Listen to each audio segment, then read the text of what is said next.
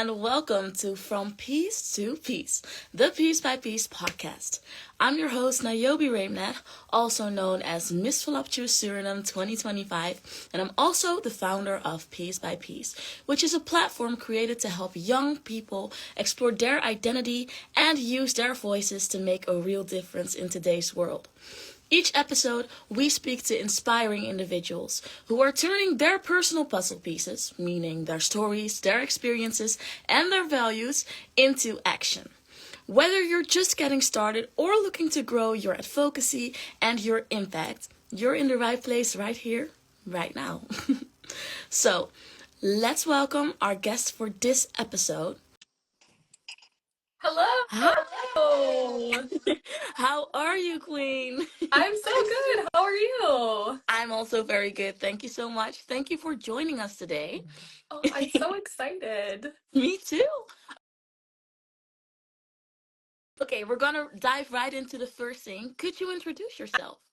Absolutely. So, hi everyone. My name is Emma Dingle. I am 22 years old from a very small town in Ontario, Canada. I have to say, it's so cool to be on this podcast because it's 1 p.m. my time, and I believe it's 9 o'clock your time. 7. Which is crazy. So growing up, I've always been passionate about the arts. I grew up dancing competitively, and both of my parents are musicians. So my life has always been about art. I went to school for global business and digital arts. I got my honors bachelor's degree, and now I work full time in marketing at Women in Crisis, which is a local women's shelter in my area. And outside of the office, I am the founder of Artful Hearts, which is my initiative in pageantry that works to build self-esteem in youth. I have 2 published books. I do lots of self-confidence seminars, workshops, and I'm all about getting creative.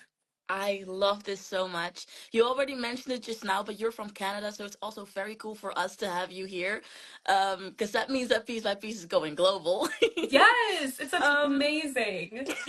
and you're doing so many cool things, and I love to hear more about them all. You mentioned that you do a lot, but could you try and describe your identity in 3 words? Absolutely. That's a tough one, but I would have to say artist because art is such an important part of my life. Um, I'm going to say woman. I'm very proud of my womanhood, whether I'm a sister, a daughter, As you family's should. very important to me. And go getter. I I'm love someone who that. loves to think outside the box, be really tenacious. So I think that's it for me. Nice.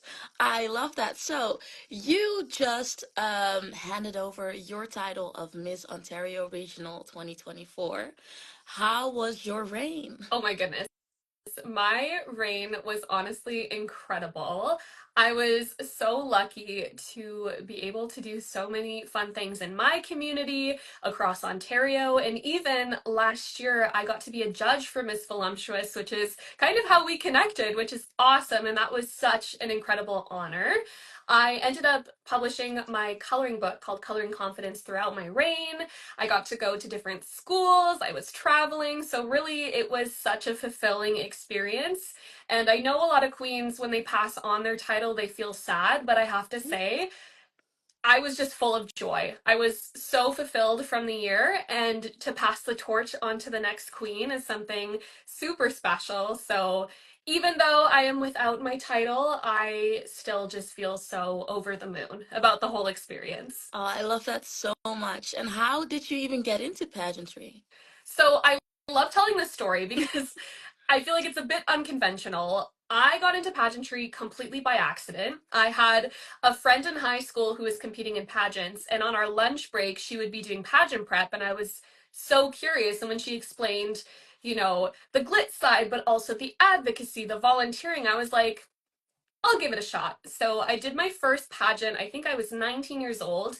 I didn't place very well. I had no idea what I was doing. I was like, that was cute, but I don't think I'm going to do pageants again. But then, of course, the pageant bug gets you. I Mm-hmm, it went does. back.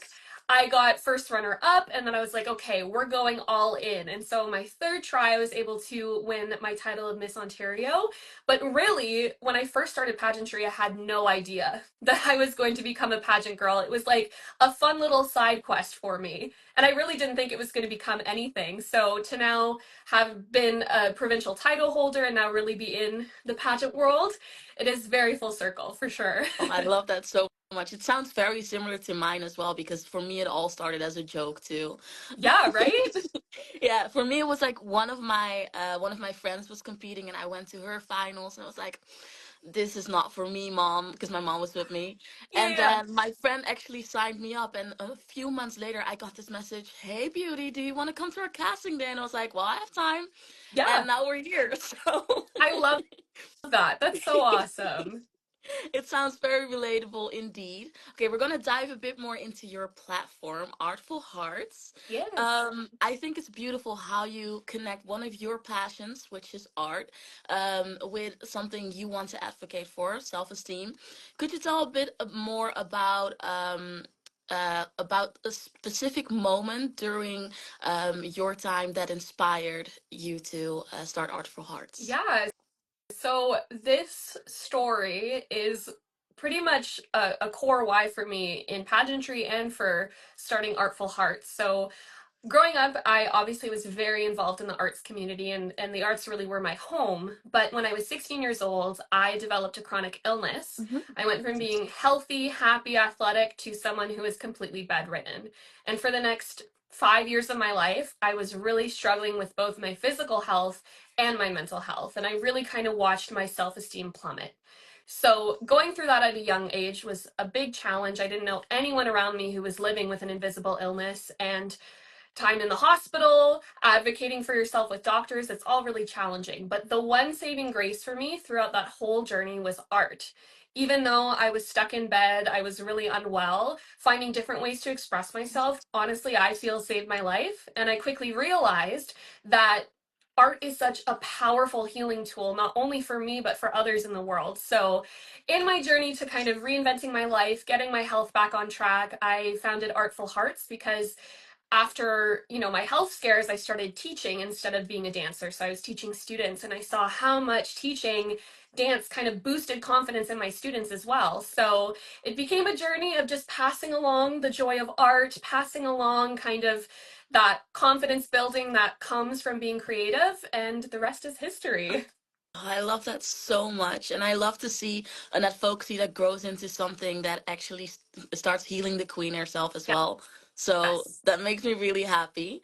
Um, okay, so now that we dove a bit more into that, I'd also like to know about the books that you've published. I saw some things going about your book being in Pride, which started this month. Could you tell us a bit more about that? Yeah, absolutely. So, having been a student studying design, Hmm. I've always loved to do things that involved graphic design, involved art. Hmm. And in my last year of university, when I was prepping for Miss Ontario, I just had the thought, why don't I make a book? This combines things that I love. I love design, I love writing. Let's go for it. So, in a couple of months, I started drafting. I designed my little characters, had a theme, and my first book, which is a children's book called Just the Way You Are, kind of centers around self acceptance, embracing who you are. And it was a message that related to my platform that I thought, why can't I do this and share it with Hmm. with young people in my community? So while I was in school, I finished up the book. I was able to self publish it, and I didn't really think many people would want to buy it. But just with family, friends, my network online, I was able to raise $500 for charity It's through my amazing. sales. I had ordered, I think, 30 books at the start, not thinking like anything would happen, and we sold out in almost 2 days. So that was very surreal. And since then, my book has traveled to different classrooms. It's been all across Canada, which is insane. Wow. So, in my second book, throughout my reign, I was like, I have a children's book, but I'd love to make something that, a teenager or an adult can enjoy. And I've always loved to color. Coloring has been kind of a piece of my creative journey as well. So I designed Coloring Confidence, which is a coloring book that has little confidence building affirmations in each Oh, page. that's so So while you're coloring sweet. different floral designs, different kind of things like that, you can see the affirmations and really solidify them. So again, I didn't know what to expect with that one, but I was able to sell so many different copies around Canada, and it's been such a cool experience kind of navigating self-publishing and learning about how you create a book. And I really kind of just navigated through the process myself, and it's been so cool to have my books read at different pride events, at different schools. It's always very surreal seeing the copies living in different places. I can imagine. And congratulations on making so much impact with such a beautiful thing as well. Aw, Um, I can imagine that that's such a big step to take, and you did that. So you should be proud of yourself for sure. thank you. That's so kind. Of course. Okay, well, I also asked you to fill in, well, my book or workbook. Could you show us your identity puzzle now that we know a bit more about your identity? I would love to see the page that you filled in. Okay, let me see. Where did it go? I had it on my table and now I'm like, where did I put it? Oh, that's okay. We can Hmm. also just show a picture after the stream if that's Yes, okay.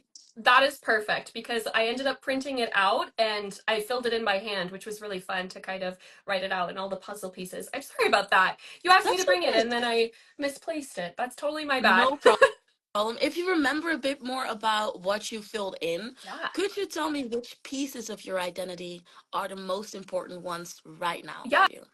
absolutely. So filling it in was actually a little bit hard for me because, I had read through your workbook. I thought it was so cool and so interesting, but really peeling back bits of your identity is kind of hard because there's so many things that go into who you are. So I remember I had put things like pageantry was on the list. I had put being a chronic illness warrior, my love for dance, my love for music, but I also had put being a daughter, being a sister.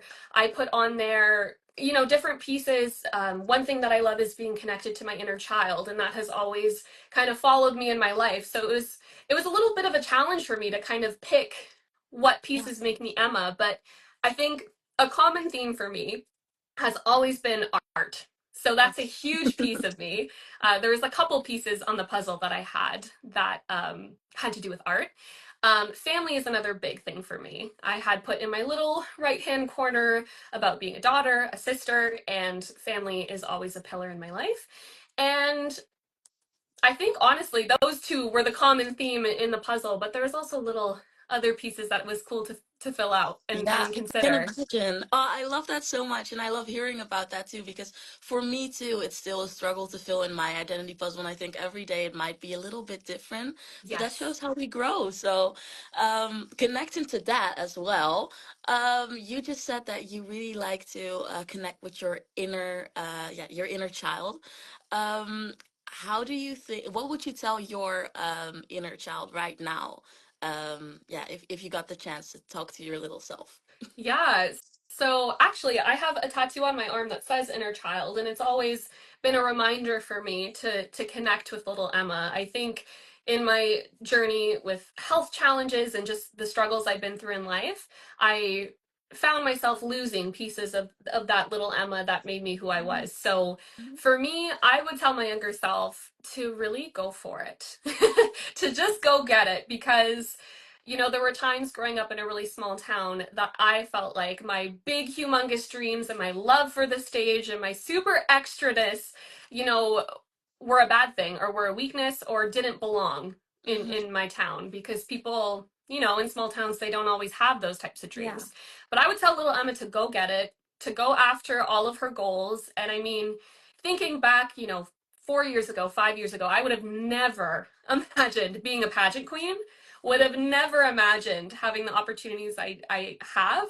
And I often think back that I wish I would have gone for it sooner. So definitely telling Emma to go get it. As she should. Okay, we'll move on right on to the next piece of the podcast, which is all about how your identity connects to your actions. Yeah. Could you tell me a bit more about why you believe that the arts are such a powerful tool in building self-esteem in younger people? Yeah, absolutely. So for me, art is one of the most powerful unifiers in the world. Everyone listens to music all the time, every day. Everyone kind of finds togetherness. You know, you go to a concert, you're with a group of people, you find that kind of connection. And Mm-hmm. art is all about self-expression, about being your truest authentic self. So I think when we look at art in youth, when you're navigating the struggles of being a child, life is hard, you're going through all these new experiences, you're learning, having an outlet to be your truest self, to express yourself, it is, in my opinion, very healing. And I've reaped the benefits of being an artist my whole life. But the reality is, there are lots of children, especially in small communities, that don't have access to arts education, or they don't have places to express themselves. So a big thing for me, I've always been a huge supporter of the LGBTQIA plus community, and I love going to different drag events, pride events, because those are also forms of self-expression. And I think giving youth those opportunities to really shine Yeah. is so healing and so powerful. I 100% agree with you. I'm also an artist myself. I love singing. I love music. Exactly what you just said. I'm also going to celebrate Pride tonight. So I totally feel you.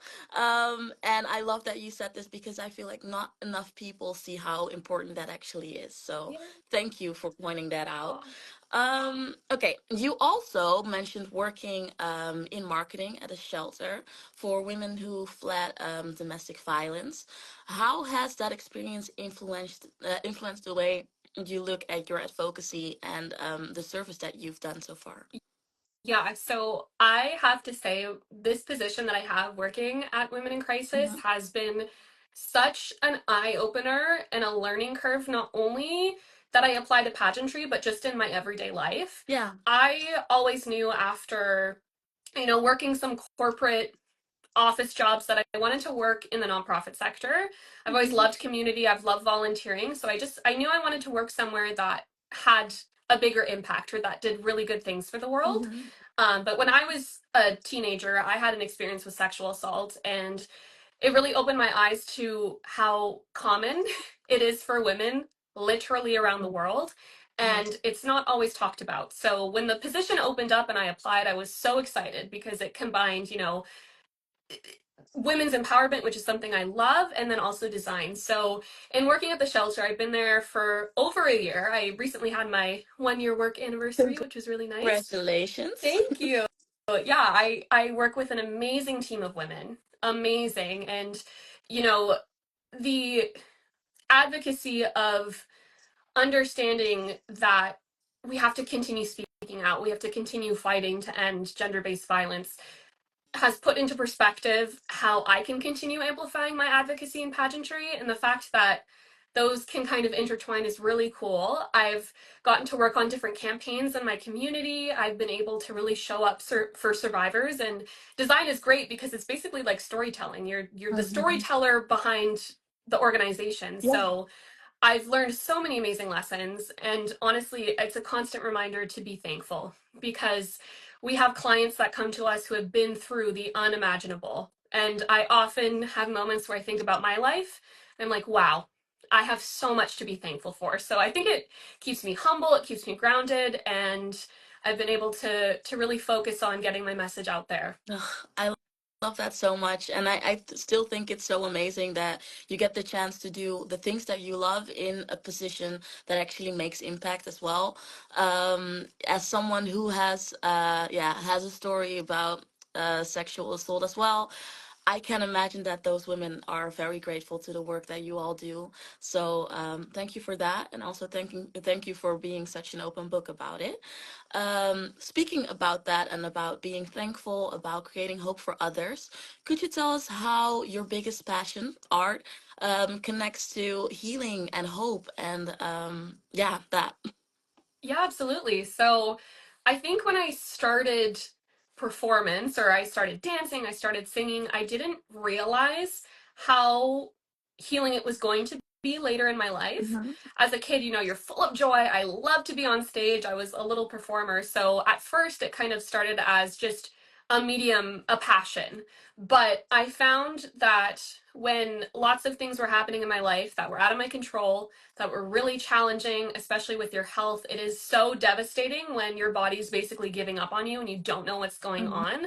Having some sort of outlet where you can tune those things out, you can really focus on something positive and creating something, that to me was literally a saving grace. So there are so many different kinds of art too, which I love. I mean, I kind of focus on dance, on singing, on visual art, but there are so many different mediums that allow people to express themselves. Poetry. I have friends who do crocheting, who do sewing, and I Me think too. there's so many opportunities in art to kind of tune out all of the things you're facing and have an outlet to connect with yourself and to express yourself. So yeah, I think we don't always realize how healing something is Yeah. until you're faced with challenges, and then you realize, okay, like this is really keeping me going.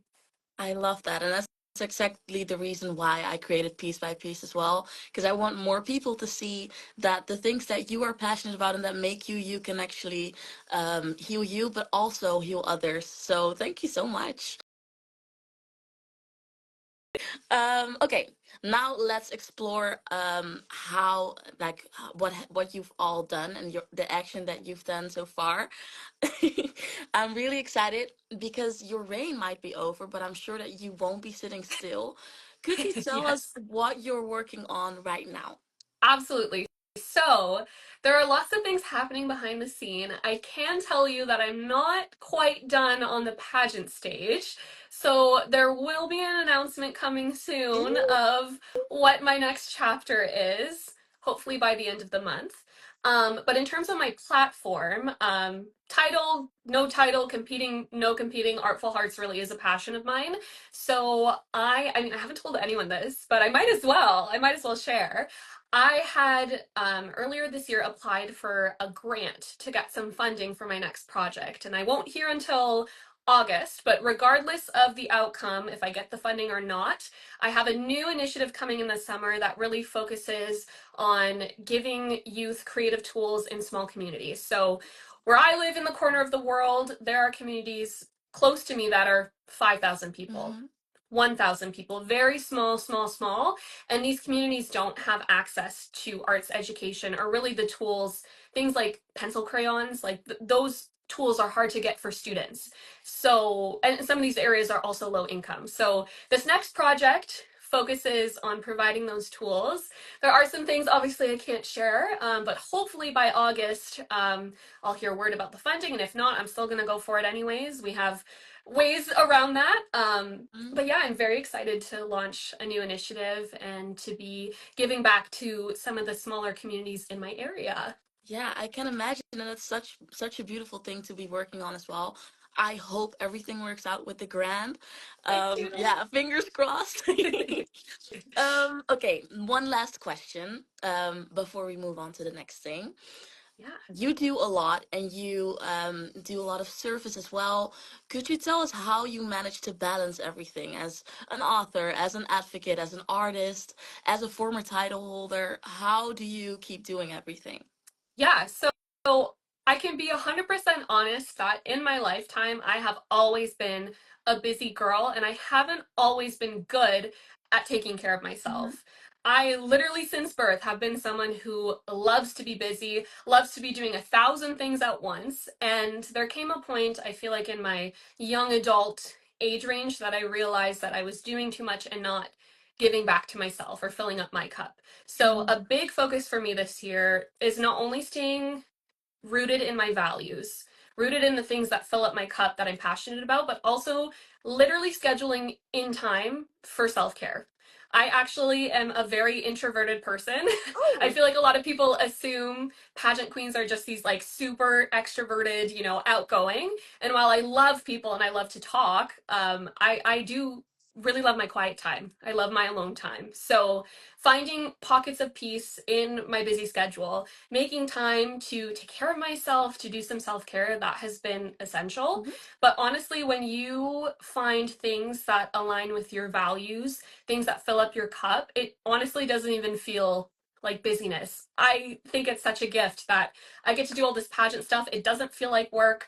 I'm in a career that I love, that I'm excited to show up to work every day. Mhm. So finding balance is always tricky, but I think the self care piece is really important as well. Yeah, I totally agree. I sometimes struggle with this too, but it helps to actually schedule it in for yourself. So, yeah, I'm very glad that you get to do that for yourself and that you mentioned it here so other people know as well, which also helps us dive into the last segment of the podcast. I asked you to create a mini piece mission, and for the people who are new here, don't know what it is, I will ask every guest to think of a little challenge, a little tip, or a little thing that they can try out this week that might help them in making impact or helping themselves out. And Emma is gonna share hers right now. Yeah, so I am someone who believes that as much as you can give to other people, you can empower other people. It takes a lot of bravery to also empower yourself and to be kind to yourself. And a key theme throughout my entire life has been navigating self acceptance, self love, and kind of finding ways to, yes, give back to others, but also give back to myself. So, my challenge, which is something I actually do, is I have sticky notes all over my mirror just with affirmations that I remember, but I take time, especially when I'm feeling not good about myself, Mhm. to literally look in the mirror and say something kind. Oh, It's one thing to yes. like affirm things in your head, but when you're looking in the mirror and you have to say those nice things to yourself, sometimes it's really hard.